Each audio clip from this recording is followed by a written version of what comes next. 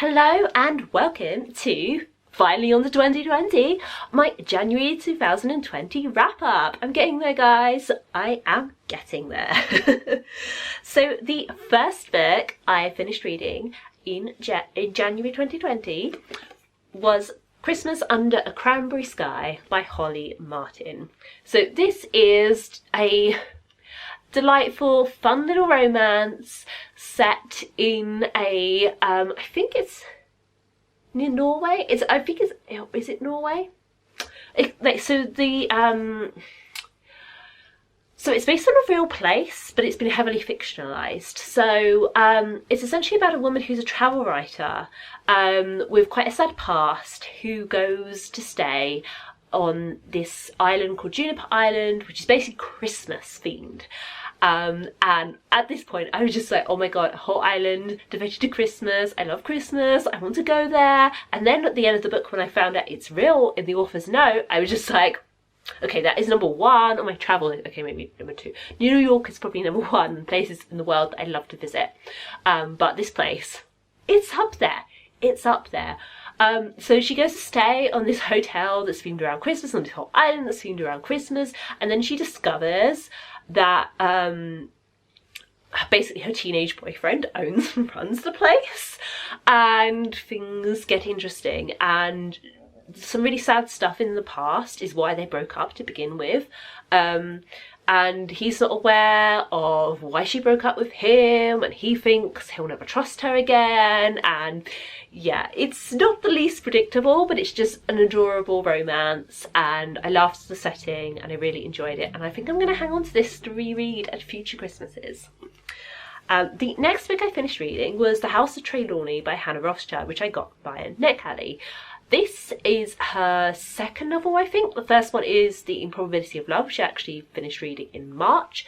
But The House of Trelawney appealed to me because it's basically about posh people who are really terrible, who have massive financial instability. And I love books that deal with the class system in Britain and class issues and also money, so this really appealed to me. And the characters are, some of them are just completely ridiculous and over the top, others are more sympathetic and interesting. Everybody's kind of aggravating, and I'm not sure I would want to be friends with any of them, but I still love this. This was still a 5-star read for me.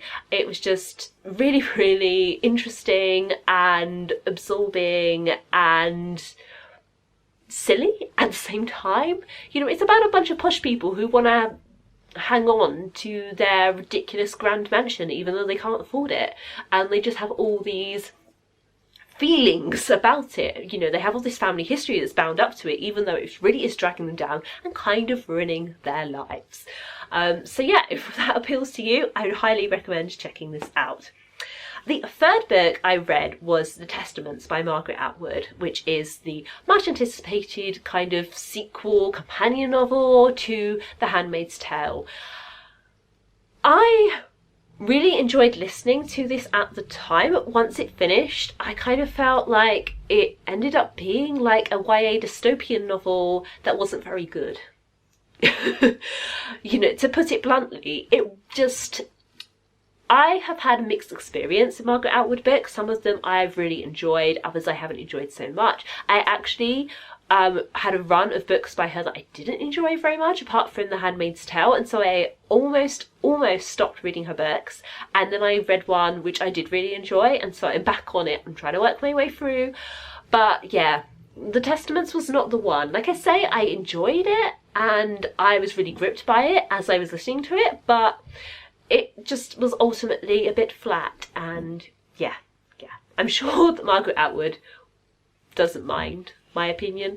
Many people had very different opinions of this book, and that's what I find really interesting about it. I have loved discussing it with a few people I know who have read it, and yeah, so yeah, you can say that about it. It is very interesting, and there's a lot to say about it. The next book I finished was Guards by Terry Pratchett, which I think is the first in the Night's Watch series, and I really, really enjoyed this one. Again, like all the Discworld books, it's fairly short. I listened to it on audiobook. They're usually about 6-7 hours long. There are a couple which are even shorter than that. And yeah, it's just, yeah, what can I say? At this point, you know, I either love a Discworld book or it's alright. You know what I'm saying? The fourth book I read in January, I did read in ebook, and that was The Sunlight Pilgrims by Jenny Fagan, which I read for my work book club. This is very appropriate for now, a kind of apocalyptic novel, where the it's basically been very cold and dark for a long time, and it's kind of like a climate change apocalypse kind of novel, but it's very centered on these few people living in a trailer park, and one of the main characters used to live in a theatre in London, a cinema in London, but it was riddled with debt, and then when his mother and grandmother died, he moves to this trailer park, which I think either his mother or his grandmother bought and didn't tell him about, and he meets this woman and her daughter. The daughter is trans, which I thought was depicted pretty well, you know, for someone who's not a trans person. One of the people in my book group said that she never understood why someone would be trans before she read this book, and saw life through the eyes of this character. But again, I don't think the author is trans, and I myself am not trans, so, you know, I'm not the authority on this subject matter, but, you know, from what I can say as a reader, it was very sympathetic and seemed very realistic, the portrayal, you know. You see the world through her eyes, and it was very absorbing. And yeah, it's interesting because it's an apocalypse novel, but it's very localized, and it's set around this very small group of characters, and how they are dealing with things, and the effects of what's happening to the world affect them dramatically, but also quite slowly. It's kind of gentle in that way, and I really, really enjoyed it, and I think my book club all really enjoyed it, and I'm very curious to read other books by this author. The last book I finished reading in January was one which I did start reading around Christmas, called A Season in the Snow by Isla Gordon, but I didn't finish it within the 12 days of Christmas. However, I did read the Christmassy bits of it during Christmas. I think it's actually longer than 6 months. I think essentially the main character goes to stay in a chalet is she in Switzerland? I think she's in Switzerland for like 6 months. Something really tragic happens to her, really tragic. Like, the beginning of this book is brutal, and a friend of hers invites her to go stay in the chalet because she's not coping very well with her normal life in her London flat, and she's got this big dog to look after, and so she goes to stay in the chalet to essentially kind of help herself deal with it and process these feelings. And I thought it was really realistic, and it was very emotionally involving.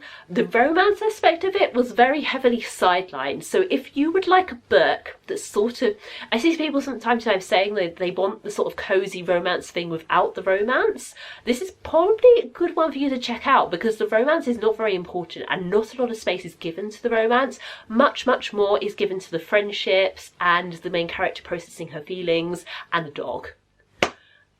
There is the most adorable dog in this book. If you love dogs, this is one for you. So yeah, I think I already mentioned it, but I did get this book via NetGalley, so thank you very much to the publisher for letting me read it early. And yeah, it's an absolutely fabulous wintry read. It does have Christmas in it, but it's, if you know, I think she goes home for Christmas as well, so it's not like the bulk of the chalet experience is super Christmassy. So yeah, if you feel weird about reading Christmas books at Christmas, don't worry, because this isn't necessarily a Christmas book, although it's kind of marketed as a Christmas book. But yeah, you can read Christmas books at any time of year, as Little Hux on Twitter has pointed out several times with one book she really recommends, but I'm probably going to save that one till Christmas myself. So. Okay, so that's the end of my January 2020 wrap up. Thank you very much for watching. Please subscribe if you'd like to see more from me, and give this video a thumbs up if you enjoyed it.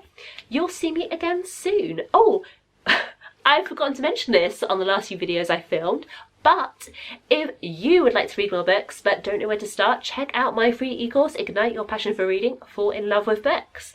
This is the ideal time, while we're living under these pandemic conditions, to really discover some brilliant literature, and my free course aims to help you find books that you will love and enjoy, and that will, as the title suggests, ignite your passion for reading. Thank you again. You'll see me again soon. Bye.